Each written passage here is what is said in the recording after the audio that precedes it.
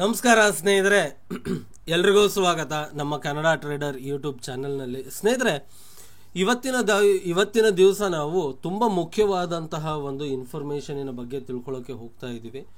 So ಏನಪ್ಪ ಇದು information ಅಂತ ಹೇಳಿದ್ರೆ, ಬರುವ ಮಾರ್ಚ್ ತಿಂಗಳಿನಿಂದ, ಹೌದು ಬರುವ ಮಾರ್ಚ್ ಅಂದರೆ ಮಾರ್ಚ್ 2024ನೇ ಇಸ್ವಿಯಿಂದ ಕೆಲವೊಂದು ರೂಲ್ಸ್ಗಳು ಚೇಂಜ್ ಆಗೋದಿದೆ.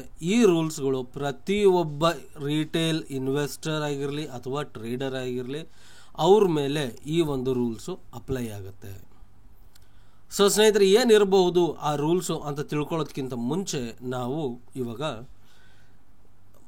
ಇಂಡಿಯನ್ ಶೇರ್ ಮಾರ್ಕೆಟಿನ ಕೆಲವೊಂದು ವಿಷಯಗಳ ಬಗ್ಗೆ ತಿಳ್ಕೊಬೇಕಾಗತ್ತೆ. ಕರೆಕ್ಟಾ?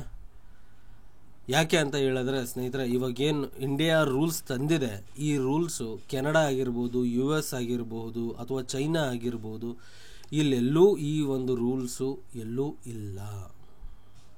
ಸರಿನಾ? ಸೊ ಈ ರೂಲ್ಸನ್ನು ತರ್ತಾ ಇರ್ತಕ್ಕಂತಹ ಮೊಟ್ಟ ಮೊದಲನೆಯ ದೇಶ ನಮ್ಮ ಹೆಮ್ಮೆಯ ಭಾರತ ದೇಶ. ಸ್ನೇಹಿತರೆ, ಇವತ್ತಿನ ಈ ಒಂದು ವಿಡಿಯೋದಲ್ಲಿ ನಾವು ಸ್ವಲ್ಪ ಹಿಂದಕ್ಕೆ ಹೋದ್ವಿ ಅಂತ ಹೇಳಿದ್ರೆ, ಅಂದರೆ 1992ನೇ ಇಸ್ವಿಗಿಂತ ಪೂರ್ವದಲ್ಲಿ, ಹೌದು 1992, ಅಂದರೆ ಇದು ಹರ್ಷದ್ ಮೆಹ್ತಾ ಸ್ಕ್ಯಾಮ್ ಅಂತ ಏನು ಕರೀತಾರೆ, ಆ ಒಂದು ಕಾಲಾವಧಿಯಕ್ಕಿಂತ ಮುಂಚಿತವಾದಂತಹ ಒಂದು ಸಂದರ್ಭದಲ್ಲಿ ನಮ್ಮ ಭಾರತದಲ್ಲಿ ಸೆಟಲ್ಮೆಂಟ್ ಸೈಕಲ್ ಯಾವ ರೀತಿ ಇತ್ತು ಅಂತ ಹೇಳಿದ್ರೆ T+14 ಅಂತ ಕರಿತೀವಿ. ಅಂದರೆ ಇವತ್ತು ನಾವು ಯಾವುದಾದ್ರೂ ಒಂದು ಶೇರನ್ನು ನಾವು ತೆಗೆದುಕೊಂಡ್ವಿ ಅಂತ ಹೇಳಿದ್ರೆ ಅದು ನಮ್ಮ ಒಂದು ಡಿಮ್ಯಾಟ್ ಅಕೌಂಟಿಗೆ ಬರಲಿಕ್ಕೆ ಎಷ್ಟು ದಿವಸ ಟೈಮು? ಟ್ರೇಡ್ ಆಗಿ 14 ದಿವಸದವರೆಗೆ ಆ ಒಂದು ಶೇರು ನಮ್ಮ ಡಿಮ್ಯಾಟ್ ಅಕೌಂಟಿಗೆ ಬರ್ತಾ ಇತ್ತು. ಕರೆಕ್ಟಾ ಸ್ನೇಹಿತರೆ?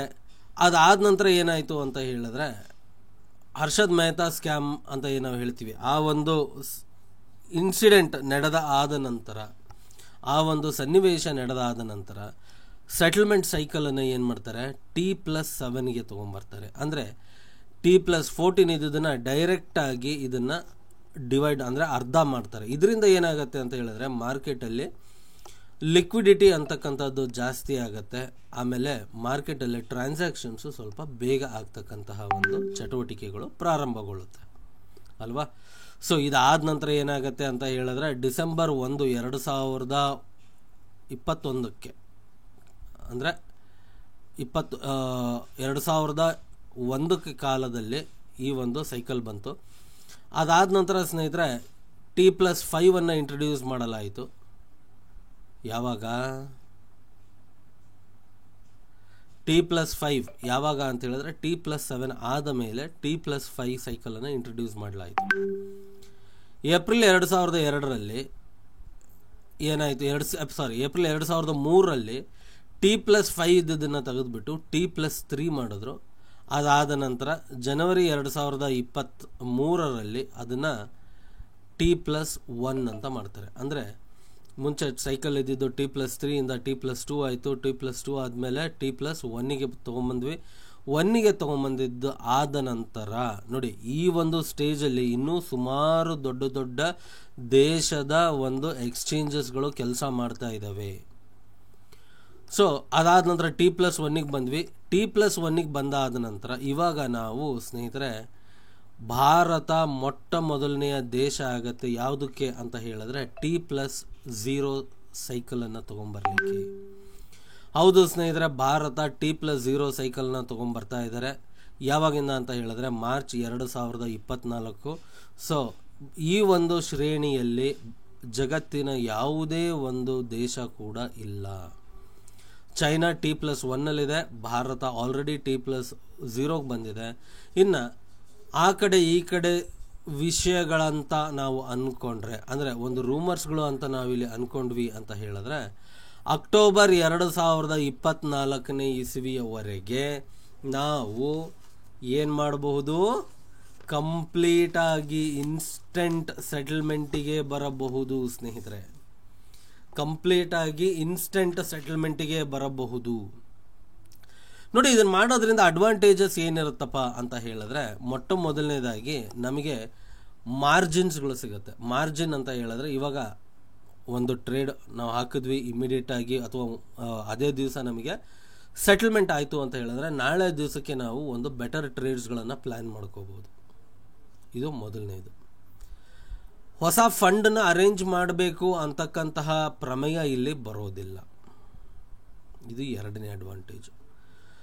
ಮಾರ್ಕೆಟಲ್ಲಿ ಲಿಕ್ವಿಡಿಟಿ ಕ್ರಿಯೇಟ್ ಆಗುತ್ತೆ. ಲಿಕ್ವಿಡಿಟಿ ಅಂತ ಹೇಳಿದ್ರೆ ನೋಡಿ, ಇವಾಗ ಜಾಸ್ತಿ ಶೇರ್ಸ್ಗಳನ್ನು ನಾವು ಹಣ ರೆಗ್ಯುಲರ್ ಆಗಿ ನಮಗೆ ಸಿಗ್ತಾ ಇತ್ತು ಅಂತ ಹೇಳಿದ್ರೆ ಏನಾಗುತ್ತೆ, ಶೇರ್ಸ್ಗಳ ಲೇವಾದೇವಿ ಜಾಸ್ತಿ ಆಗ್ತಕ್ಕಂತಹ ಒಂದು ಚಾನ್ಸಸ್ ಇರುತ್ತೆ. ಅದೇ ರೀತಿ ಮಾರ್ಕೆಟಲ್ಲಿ ಟ್ರೇಡ್ಸ್ಗಳು ಜಾಸ್ತಿ ಆಗ್ತಕ್ಕಂತಹ ಒಂದು ಚಾನ್ಸಸ್ ಕೂಡ ಇರುತ್ತೆ. ಇದಲ್ಲದೆ ನಮ್ಮ ನೆಕ್ಸ್ಟ್ ಅಡ್ವಾಂಟೇಜನ್ನು ನಾವು ಯೋಚನೆ ಮಾಡೋದಾಯಿತು ಅಂತ ಹೇಳಿದ್ರೆ ಕೌಂಟರ್ ಪಾರ್ಟಿ ರಿಸ್ಕ್ ಅಂತ ಕರಿತೀವಿ ನಾವು.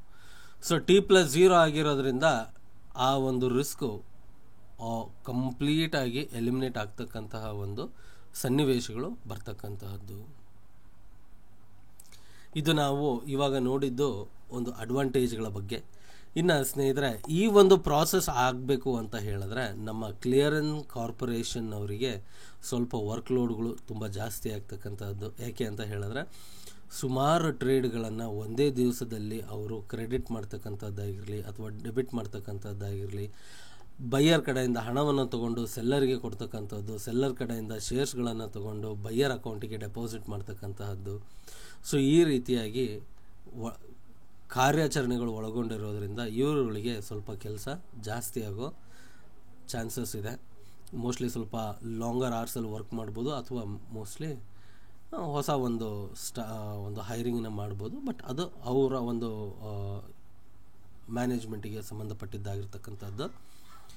ಅಷ್ಟೇ ಅಲ್ಲ ಸ್ನೇಹಿತರೆ, ಇವಾಗ ಏನಾಗುತ್ತೆ ಅಂತ ಹೇಳಿದ್ರೆ FIIಸು ಅಂದರೆ ನಾವು ಹೊರದೇಶದಿಂದ ಏನು ಇನ್ವೆಸ್ಟ್ ಮಾಡ್ತಾರೆ ಅವರಿಗೆ ಒಂದು ಸಮಸ್ಯೆ ಅಂತಕ್ಕಂಥದ್ದು ಎದುರಾಗಬಹುದು. ಏನು ಅಂತ ಹೇಳಿದರೆ ಇದು ಮುಂಚೆನೂ ಸಹ ಎದುರಾಗಿತ್ತು ಅಂತ ನಾವು ಕೇಳಕ್ಕೆ ಬಂದಿತ್ತು ನಮಗೆಲ್ಲರಿಗೂ. ಸೊ ಮತ್ತೆ ಅದೇ ಒಂದು ಚಾನ್ಸಸ್ ಆಗ್ತಕ್ಕಂತಹದ್ದು. ಏನಪ್ಪ ಅಂತ ಹೇಳಿದ್ರೆ ಹಣವನ್ನು ಒಂದು ಕರೆನ್ಸಿಯಿಂದ ಇನ್ನೊಂದು ಕರೆನ್ಸಿಗೆ ಟ್ರಾನ್ಸ್ಫರ್ ಮಾಡಬೇಕು ಅಂದರೆ ಕಾಲಾವಕಾಶ ಬೇಕಾಗುತ್ತೆ ಅಂತಕ್ಕಂಥದ್ದು. ಆದರೆ T+0 ಆದಮೇಲೆ ಆ ಒಂದು ಸಂದರ್ಭಕ್ಕೆ ಸ್ವಲ್ಪ ಇವರು ಅನುಗುಣವಾಗಬೇಕಾಗತ್ತೆ. ಸೊ ಎನಿವೇ ಸ್ನೇಹಿತರೆ, ನಾವು ಜಗತ್ತಿನ ಯಾವುದೇ ದೇಶ ಇಡದೇ ಇರತಕ್ಕಂತಹ ಮೊಟ್ಟ ಮೊದಲನೆಯ ಹೆಜ್ಜೆಯನ್ನು ನಾವು ಶೇರ್ ಮಾರ್ಕೆಟ್ನಲ್ಲಿ ನಮ್ಮ ದೇಶ ಇಡ್ತಾ ಇದೆ.